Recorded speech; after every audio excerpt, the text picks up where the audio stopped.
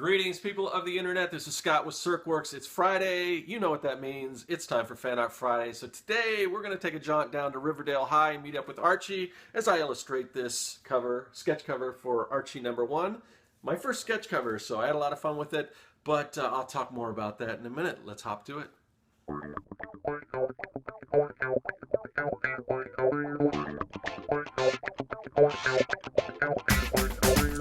Hey everyone, so this is something new for me anyway. I picked up this copy of Archie #1. I'm kind of flipping through it there. It has a sketch cover, as you can see. Now, I'm familiar with sketch covers, but I've never actually drawn one. So, you know, I went to this new comic book store that opened, kind of close to me. It's weird because it might be the closest comic store to me, but it's kind of it's south of me, and I usually don't go that way because if I live in kind of the outskirts of Phoenix, and in order to get to Phoenix, I usually go east, and that's where most of the things are. So it's probably closer than some of the other comic book stores, but like in between either going to Phoenix, either to see my girlfriend or whatever, I pass a couple other comic stores along the way, so even though it's a little further. But anyway, I guess that's neither here nor there or interesting. But so anyway, so I stopped in this new comic book store, and it's a comic book store that I've been to before, but they opened either a new location or they moved their location because they outgrew the one they were at. But it was really cool.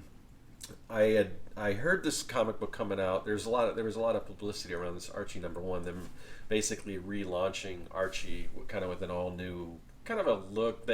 I guess they're trying to keep a lot of what makes Archie in there, but kind of update it a little bit. So that's interesting. And I think they're still issuing they've got such a backlog. I mean, such this big catalog of Archie stories that there's so many of them that they still issue comic books and all the time, and collections and things like that. But so this is kind of the new ongoing series, and I think it's going to affect most of the main Archie titles from like Archie, Betty and Veronica, and Jughead and all that, with kind of this new this new take on the character. But so I checked it out. I was like, that sounds interesting to me. I've always been kind of familiar with Archie, and I know the Sugar Sugar song and all that. And of course I know the characters. I know Archie and Betty and Veronica and Reggie and Jughead and all those guys.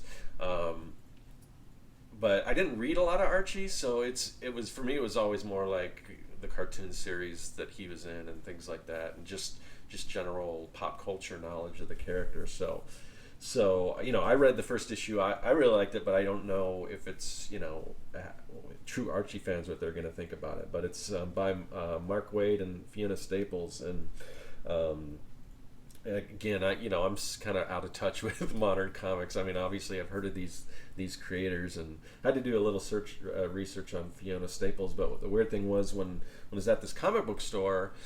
And I don't know I don't know exactly how this works. If this is something that they order, because I know with Free Comic Book Day, I think the store owners actually have to pay for the comics, even though they're giving them out for free. So I've been to comic book stores where they really don't even participate, because they don't want to buy the comics and everything. So I don't know if it's the same with these things here that I'm going to talk about, but they had these kind of introduction to pretty popular titles. #1 issues, and they're full issues, and they were only like $1. So I picked up a few of those, and one of them I picked up was Saga, which I'm sure anyone that knows modern comics knows Saga. It's like a big thing. Of course, me being a little out of touch and in my own indie comics world, I'd heard of it, and I've heard people talking about how great it is and everything. So I picked up a copy of that, and that's illustrated by Fiona Staples, who illustrates this. And I really do like her art, especially, she does a good job with these teen characters and stuff. Almost much, it's kind of the comic book I really like. The one modern comic I really like is Batgirl. The artist on that is Babs Tarr, and I really like her stuff. I don't know if I like Fiona stuff on this as well as I like Babs Tarr, but anyway, it is still pretty cool. But so I kind of gave Saga a shot, and it was, I liked it. It was really well written and everything, but maybe I'm just not a big fantasy guy. But the other book I picked up, another one of these dollar books to kind of introduce you to, is another big title that I've heard great things about, was Why the Last Man. And that one I really did like, and I think I'm going to have to go buy the trade and start reading that one. And that's kind of what the whole idea behind these number one issue dollar issues that they had. But like I was saying, so they had a whole kind of wall of these issues here, and it's weird because I all the other comic book stores I've been to, I haven't seen those, so I don't know if this is something that this comic book store in particular does.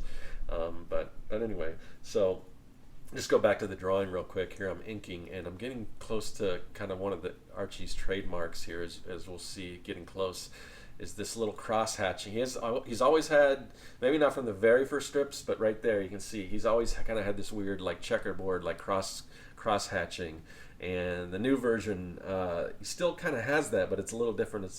It's not as exact like a checkerboard. But anyway, that's something. You hit that, and the freckles and the red hair is always something that you definitely attribute to Archie. So, but anyway, but yeah, this is kind of a fun idea, these sketch covers, and I really had a lot of fun with this. So I think I might do more. I was there, and there was also an issue of Star Wars. Lando Calrissian has his own series that just started, and there was a sketch cover of that, and I almost picked that one up, and I'm like, I had a few books in my hand, and I'm like, I'm not going to get all of these. Let me just pick, and I put the Lando one down, but I might have to go back and maybe do that. But I kind of like the sketch cards. I like the texture of the paperwork, really nice. I decided with this one just to use the red coal erase pencil that I used, and I decided I wasn't going to color it just because as you can see the masthead on it with the logo and everything, it's just all red and black. So I want to, except for the little circle above that, which isn't in screen now, but that's color. But I thought, I'll just keep that, and I won't even erase the red. I'll just have that part of the effect and go ahead and ink over that. But I had fun with this, and I'm used to part of it. I guess I'm used to I draw a lot of like kids and like teenagers and preteens and stuff for my comic Young and the Dead. So I don't know, it felt like it kind of fit my style a little bit, and I tried to be a little true to what the artists are trying to do currently on the series. So I don't know. We'll see if I succeeded in that. But I had a good time with that. So I don't know what I'll do with it, because I bought it, and I'm weird about, like, when I buy comics, I don't usually like sell them or anything. I just hold on to them even if they're not worth anything, because a lot of times, I mean, there's some of them I could get rid of that I could really care less about, but a lot of them, especially, there's even ones that are like titles that turned out to be not very good at all, but a lot, especially the old ones, they kind of hold meaning to me. So I always hold on to my comics. But so I don't know if I'll sell it or whatever, just because I drew the sketch card to it. So I mean, not sketch card, but sketch cover to it. Maybe I'll bag it and bring it to a convention with me or something like that. Or if anyone's interested in buying this copy. And then maybe I'll pick up another one, because I did kind of like to have the book. There's like, they do some interesting stuff. Archie markets their comic books a little differently, and you can find them in all the stores and everything, and in the comic book shops. But it's like one of the few comic books that you can still find like on the newspaper stand, and mostly they sell like digests, like when you're. And I say newspaper stand, I mean like grocery stores and things. But I've heard I didn't see it myself, but I heard from people that this #1 issue was actually, in the grocery stores as well. But they still have like the old reprints of the digest comics. So it's interesting that, Archie's been around for so long, and sometimes people don't really think much about it. Like, you think Marvel and DC, but Archie's been pushing along for so long. And, they've got other imprints and things. They've got like an adventure imprint, and then they've done some interesting stuff like Archie. I think Archie dies and becomes a zombie, or Archie fights zombies or something like that. Which that I should probably check out, just because it's kind of similar to what I do with Young and the Dead and everything. But and then they've had ones where Archie meets Kiss, which I don't have that, but I'm definitely gonna have to find that because I love Kiss. And I guess they're putting out a new one where Archie meets the Ramones, and that sounds pretty cool. I don't know if the Ramones really have... Kiss has always kind of had their foot in like comic books and things like that, off and on throughout the years. but I don't know how much the Ramones have really dabbled in the comic book format, so that might be interesting to see. Obviously they, it's kind of that whole rock and roll high school thing. I think would work really good with cross with Archie, so that might be something I want to check out.